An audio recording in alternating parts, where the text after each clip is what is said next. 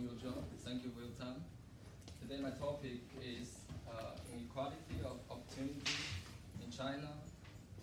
My thesis advisor is Koya. So the pathway of my presentation will be research question, research method, major findings, and implication. If we have time, we will have some discussion on further research. So my paper wants to answer two questions.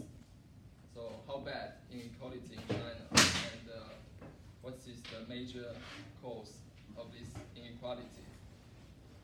So to answer first question, we look at some descriptive statistics to see what is the difference. So I used the data set from Peking University conducted in 2014 and 2016. It's a nationwide representative data set. So first we look at the highest degree obtained in education. So people who born in 1940s, they have education. Many of them are illiterate. They don't know how to read. 40%. So People's Republic of China was founded in 1949. So before the People's Republic was founded, 40% are illiterate. And nowadays, my generation is only less than 5% who are illiterate. And look at this college degree. So before the People's Republic of China was founded, only 3% people go to university. But now there are 1/3 of people, nearly 1/3 people go to university. So this is the whole sample. Now we look at people living in a rural area with the living in city with urban hukou. So look like they are much better. You look at in my generation, almost everyone in people who born in city with a city hukou can read and can write, and 2/3 of them can go to university. But on contrast, people with rural household registration, they have more than 5% illiterate, and only 23% people who can go to university. So this seems kind of inequality. So before I go into detail, we have to understand the system in China. So what is hukou, and what education system in China? So hukou is a system founded in 1958. At that time, the government say people who lived in rural area, you will get a paper and written down rural hukou, and people in the city, you get a paper, okay, city hukou. And then this policy endured for 2 decades. During these 2 decades, if I have a paper right the rural hukou, I cannot move. I have a bike, but I cannot move to city because I have to get many permissions. It basically cannot move. That is the reason, one of the reasons why more than 30 million or 50 million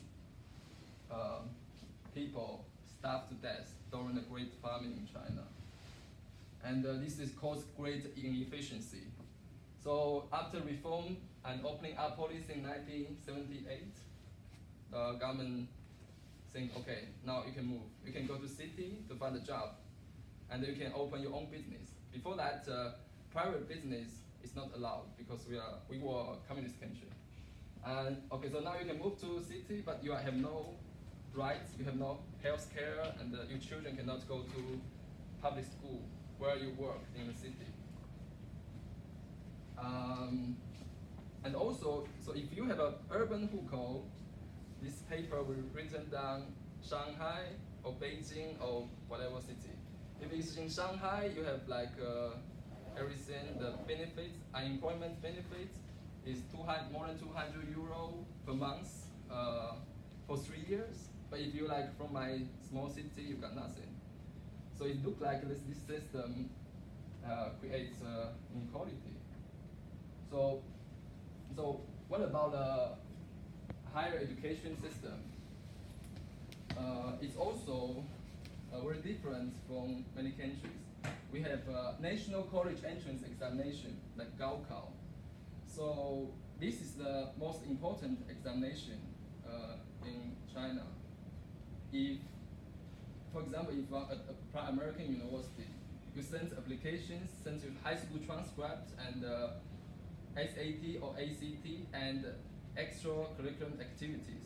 But in China, if you didn't graduate from high school, but you pass this Gaokao exam, you go to top university in China. So this is only one determinant for the entrance decision. And another special thing is that every university has its quota. For example, the best university in Shanghai, called Fudan University, majority of students in this university from Shanghai. It's like top university, Harvard, most students from Boston, because more than like 40 or 50% quota are located to Shanghai. And the Beijing University also, they locate most of their resources to local students. So it seems this system has some problems. Now we want to look at some more other data. So this is whole sample income. So people think China is very powerful as USA. But if you look at this survey, you find that income is very low in China. The whole sample income, if you look at the people who born 1975 to 1979, they got average, this personal income, 32,000. And then you convert to exchange rate, so it's less than 6,000 euro per year.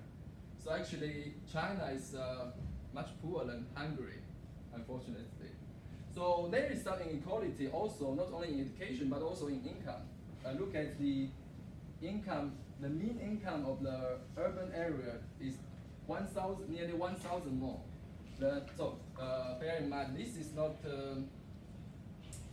this urban, the rural area is not defined by where they are working or live, but defined by the paper they have.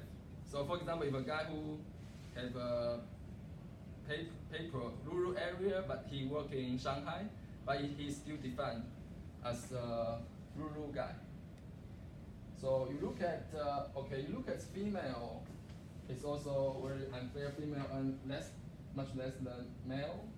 And in China, the coastal city is much richer because they have policy support.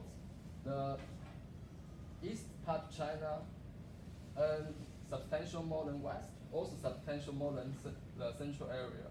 And this is true for entire cohort.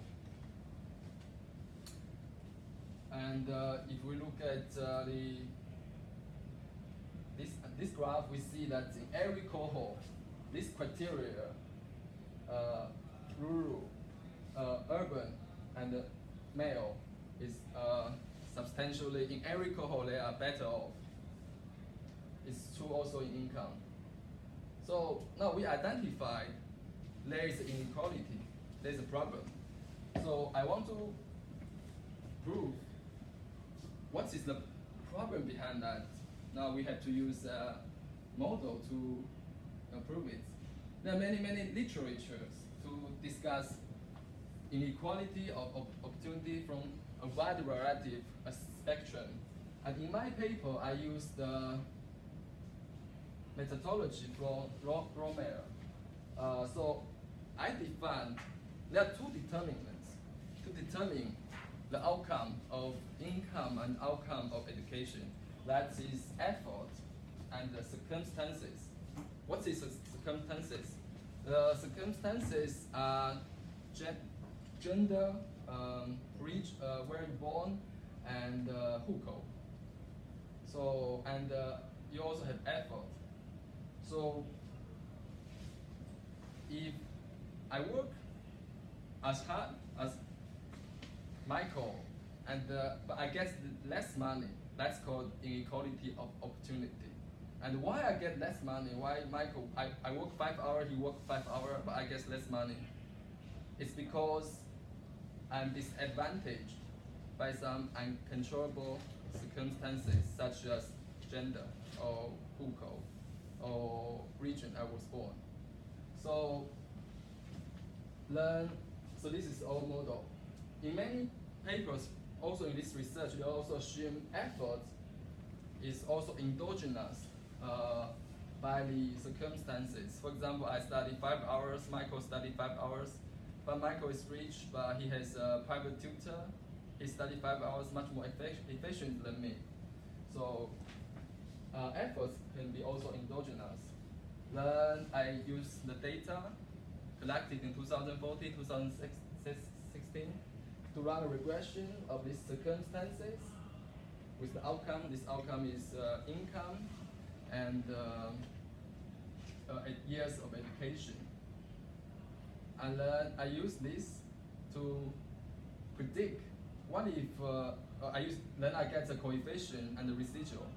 I use this coefficient and residual to predict what will happen if you are in this type. So in this module, we have many types of people. So what is the type?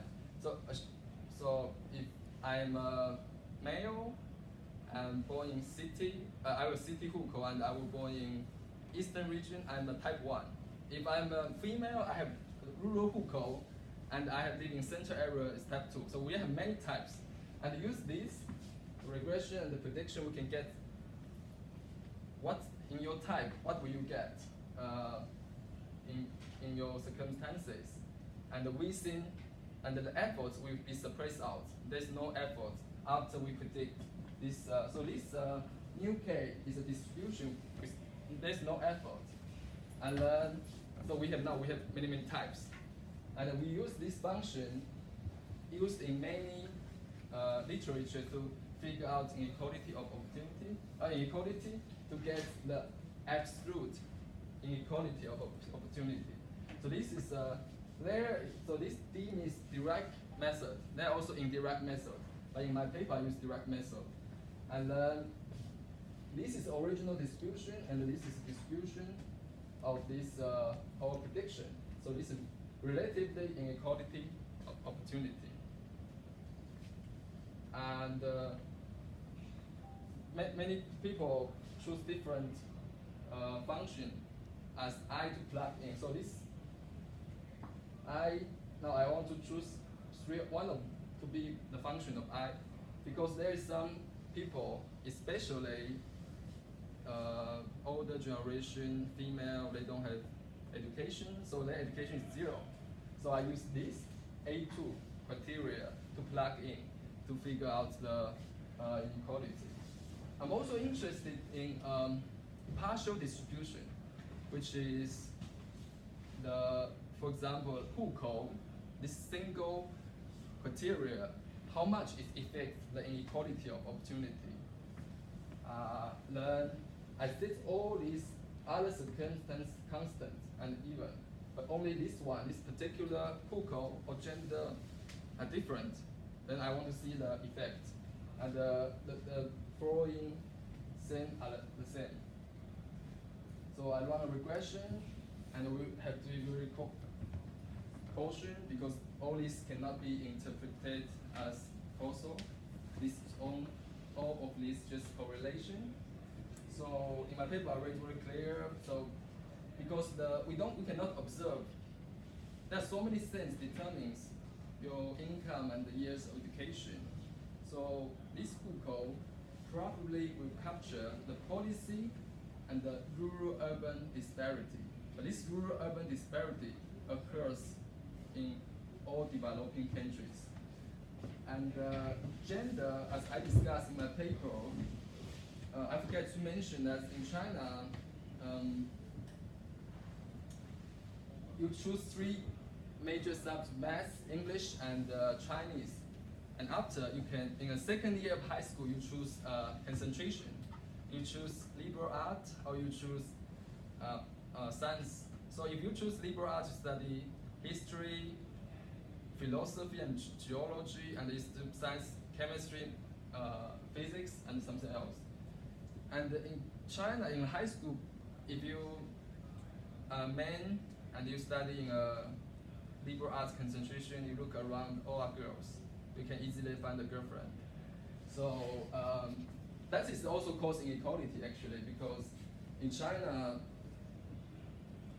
this more with central government, the public university in China is the top university, unlike America. And China funds public university a lot. So this gender inequality probably is not because only of the gender discrimination in the job market, but also their discipline, where they study. So we look at the East region also have some effect, like maybe 1 year more education if we were born in East. And we see this correlation very persistent even in the younger cohort, and gender also. The gender in this one doesn't show so, because now girls study much harder, or they enjoy study. So girls now go to university even more. And if you look at income, so the determined variable is low income. So if you are in whole sample, if you with an urban hukou, you have 60% income more than people with a rural hukou. And surprisingly, gender plays very strong correlation in this sample, like 70% more. And sometimes it seems if you control other things, parental education doesn't matter so much. It's the same correlation. So I want now we turn to another perspective to look at this issue. So this is Gini coefficient by province, by cohort. So the first one is the whole sample. So the whole sample education look like this particular area seems very bad shape. And then look at this one is the people who born in 1940 to 1960s. So at this time, because at this time most female are illiterate, so it caused a huge high Gini coefficient almost in everywhere. Then there is a decrease in Gini coefficient, especially in this area, probably because this area are richer, so they have more education, resources. And they come to here, now education is fair, it's more fair. This area is Sichuan, where spicy come from. And you look at this map, but cannot expand a full picture, because in China, not like France or Germany, they allocate money to more evenly to these public universities. In China, the top university receive disproportional money. So if you go to elite university, the return education much higher. But if you go to whatever university, it's written down 4 years of education. So that is one of the drawbacks of this model. We cannot figure out how to calculate money. One money is one money, but 1 year education can be different from this university and that university. So it looks like income inequality has a more alarming trend. So this is a whole sample, and this is people born 1960 to 1980. So it seems in this period, 1960 to 1980s, there is a decreasing trend of inequality. And but then certainly inequality goes up. Yes. So use the model I described previously. Now we look at the inequality of opportunity. So as the educational resources expands, everyone is able to access education. It seems Gini coefficient of education decreasing dramatically from 0.5 to 0.17, and personal income, individual income, the Gini coefficient is remain in a very, very high level, And when I analyze this data, I spend a lot of time to want to figure it out because many of this research, they prefer use family income, or also many literature documents, family asset is a better predictor for the inequality. But in China, it's very different from Western society. I think many Asian society like parents, and so if you get married, you still live with your parents. So that's the ideal type of family. Like I get married, I still live with my parents. My parents cook for me. My parents take care of my children. That's their golden life. That's them. So when they answer this survey, the family income is quite difficult to analyze. They can report their grandparents' income into their family income. So I could only analyze individual income, but if this is a lower bound, if it's family income or assets plus can be much higher. So now we look at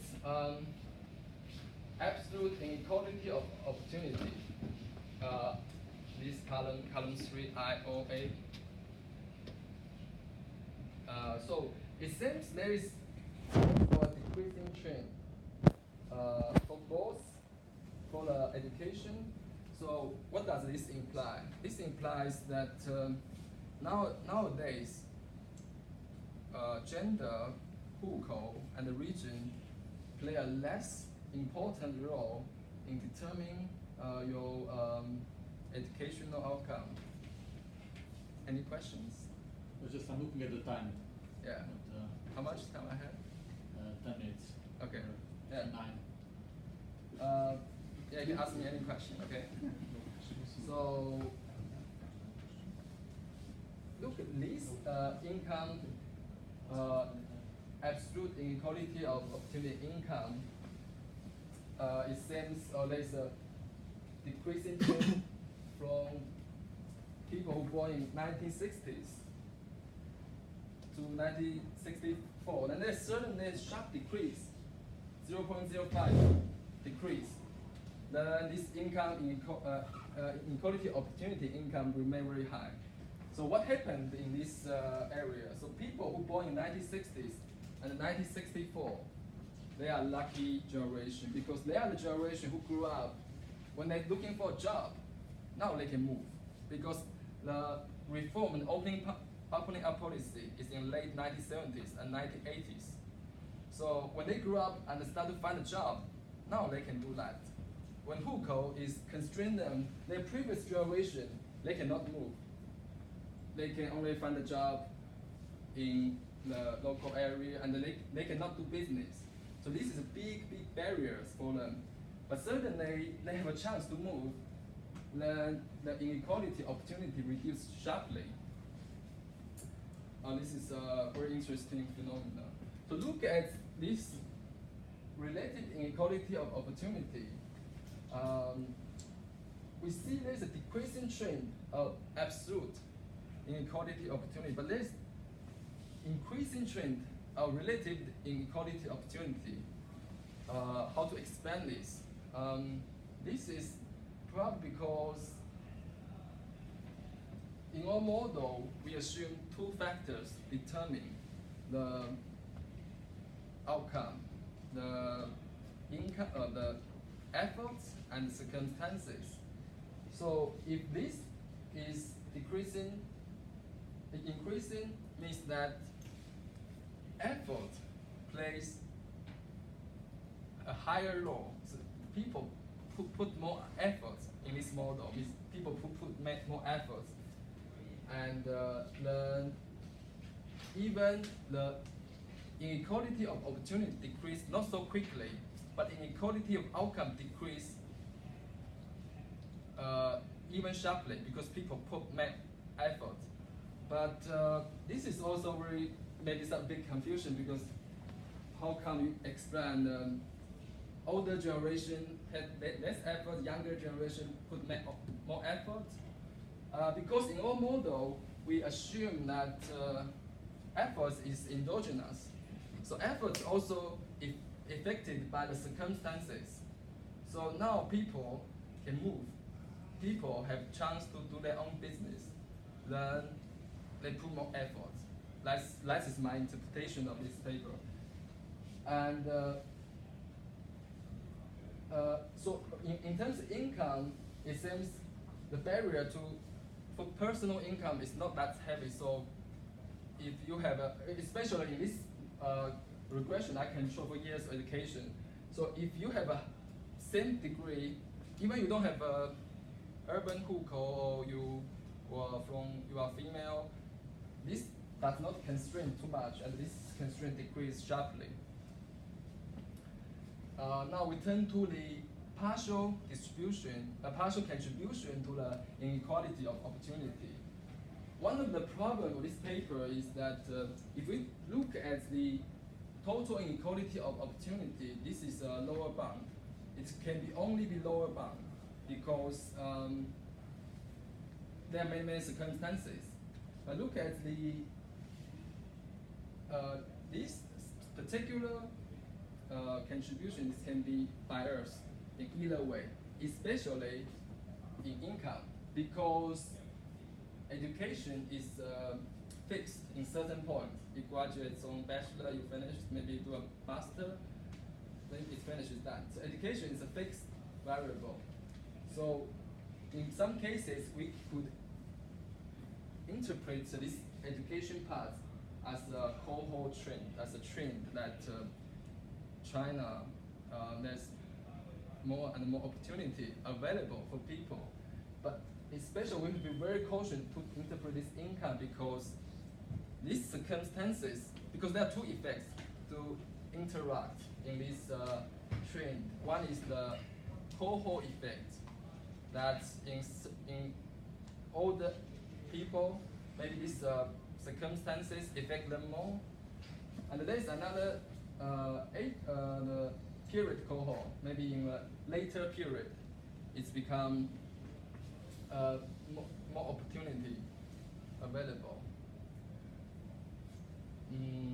So let me conclude. So the major limitation in this paper is that robustness, accuracy, and dimensionality.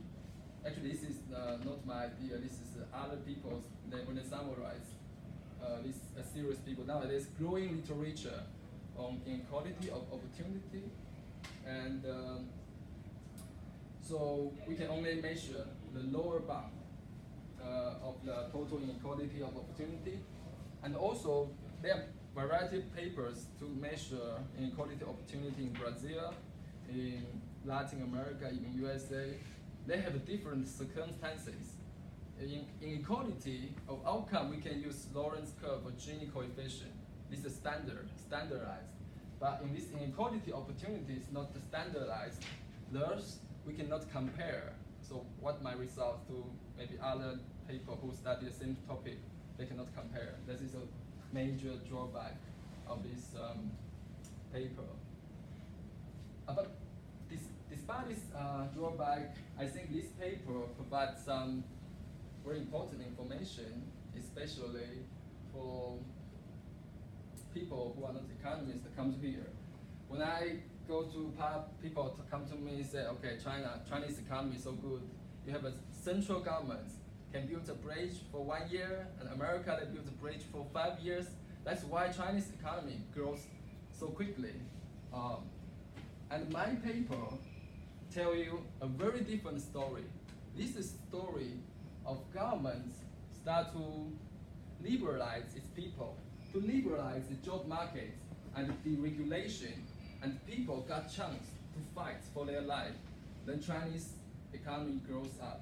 There are many other papers to show that this Chinese government's expansionary fiscal policy cause huge inefficiency. So next time when you talk, so when Chinese government controls everything, people starve to death. When Chinese government start to liberalize markets and give people more opportunity to do what they want, Chinese economy grows.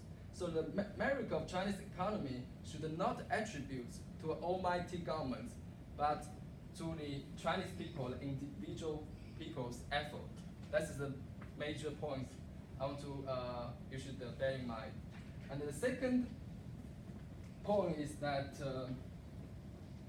politics and policy are very different things. You look at BBC News or CNN, they criticize that Chinese government is since President Xi came to power, there's a deteriorating situation in human rights. Lawyers were in jail and academic freedom is under attack. So it seems situation has become worse and worse. But institution is a multi-dimensional thing. So you see this BBC News tell you so many bad things, but actually many social policies is improving in China. Now, Chinese government actually plan to abolish this hukou system, I think in 3 to 5 years. And now there are in many local governments, for example in Shanghai, I grew up in a small village, but I also live in Shanghai. Okay. I feel excuse me, because we are running out of time and I have questions. Yeah. Okay. First of all, can you please stop recording because? Stop recording? Yeah.